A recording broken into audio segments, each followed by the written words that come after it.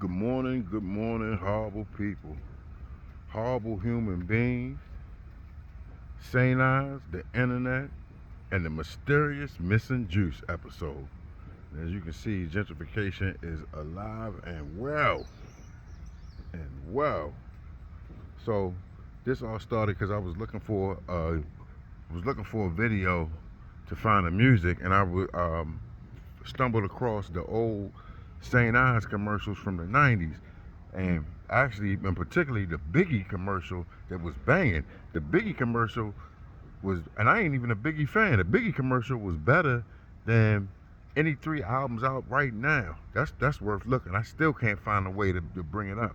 But once I was going down memory lane with all of the St. Ides commercials, the Wu Tang joint, the MC8, Tupac, and it had me thinking that I remember back in the early 90s, it was 93, when St. Ides had a juice that they had out. It was to compete with Mystic and Snapple at the time, and it was called Crooked Eye.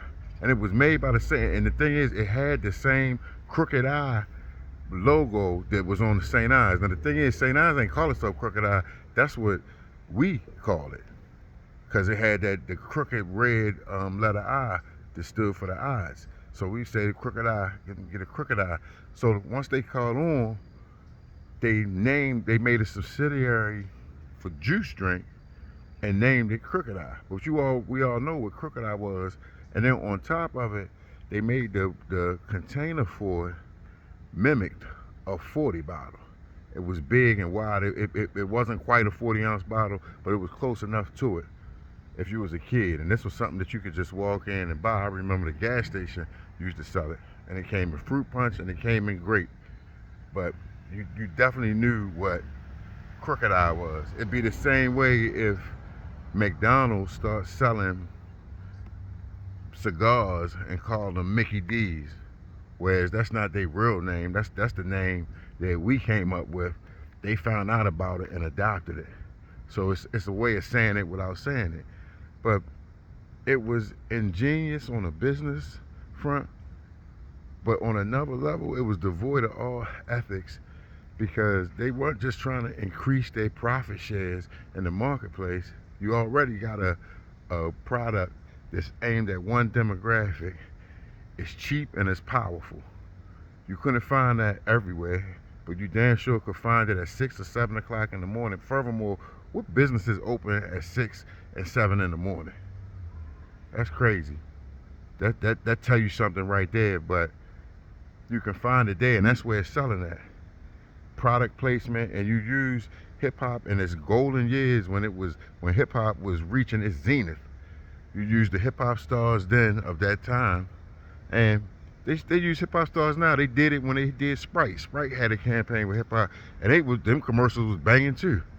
But there was something really insidious about approximating drinking liquor for kids, as if you already had role models who you could identify a 40-ounce bottle, or that's something normal in your life. You're already indoctrinated to it. But to have it done in a way that is accessible as pure juice, fruit punch, and grape juice in the same bottle, it's I didn't think of it back then, but I think of it now. That's crazy. That's crazy. They'll never do that. And if you think about it, they don't smoke cigarettes on TV no more. It was a time you could do that, but they stopped because they thought how dangerous and destructive that was. And believe it or not, this got stopped. But the crazy thing is, I couldn't find it nowhere on the internet. It's almost like it never happened. My man even convinced me.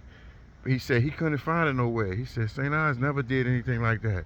Y'all had to search and search. But that thing about the internet gets scrubbed, I didn't think that was a thing. Once you do something, if I took a picture of my ass right now and put it up, it'll live forever. I could delete it from everywhere, but it's going to be somewhere on the cloud. Somebody could go find it and bring it down. I couldn't find nothing on the internet about when St. Ides had that juice drink that they made available from 1993, I want to say, to right about when Tupac died in 1996, because then they put out a special brew that was like a alcohol and juice mixed together, and around that time it got discontinued. But that's business and that's marketing. But it made me think, how many other things is there an agenda that go beyond business, and it's very, very insidious. Man, this is a deep rabbit hole to go into. But horrible human beings, St. Ides, the internet, and the mysterious missing juice episode. Be well.